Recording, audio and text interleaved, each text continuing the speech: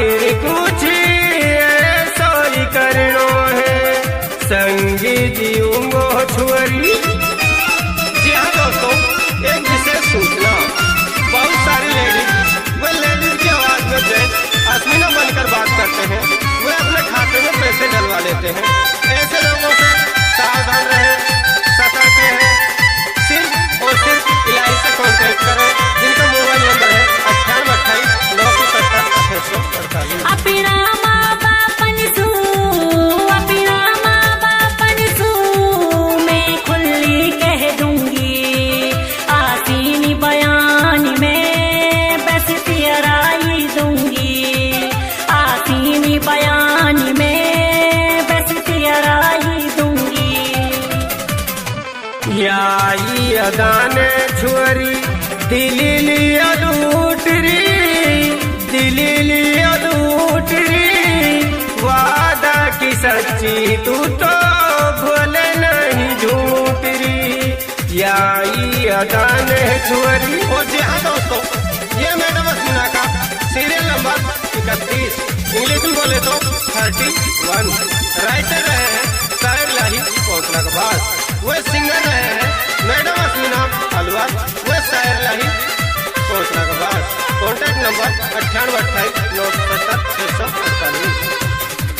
Paytm मत करियो, Paytm मत करियो, तू फोन पे कर दे, ठिका की कमाई है मेरा खाता में भर दे, ठिका की कमाई है मेरा खाता में भर दे। गूगल पे करूंगो छुअरी, ना है फर्जी काम रे, ना है फर्जी काम रे, गाम दोस्त रस्मियरा यासीन नाम रे, गूगल पे करूंगो छुअरी।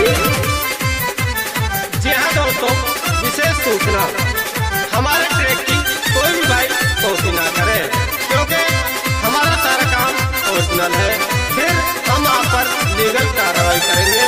वे कोई भी यूट्यूबर भाई असमीना का फोटो अपने यूट्यूब चैनल पर यूज ना करे, क्योंकि वो भी कॉपीराइट है, उस पर भी लीगल कार्रवाई होगी, वे स्ट्राइक लगा दी जाएगी। सब टुआ के राम है, सब टुआ के राम है, तुह में कैसी लग रही, आसीनी बता देने जचरी के ना जचरी, आसीनी बता देने जचरी के ना जचरी।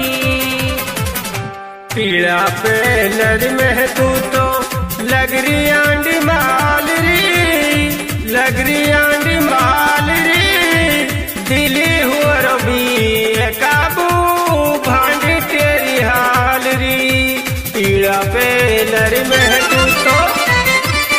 जी हाँ दोस्तों, इस नंबर का टाइटल रखते हैं आसिम ठेकेदार सच तो करें प्यार। जी हाँ, और मेरे प्यार आसिम दोस्त तरफ वाले के कॉन्टेक्ट नंबर नोट कीजिए 9588 950 710 531।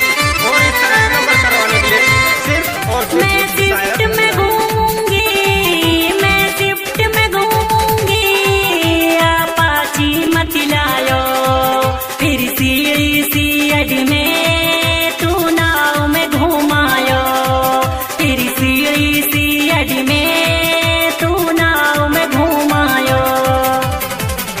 कर ले सो की पूरा मत रखे उधार री, मत रखे उधार री, याद करेगी मिलो आसीन यार री, कर ले सो की पूरा।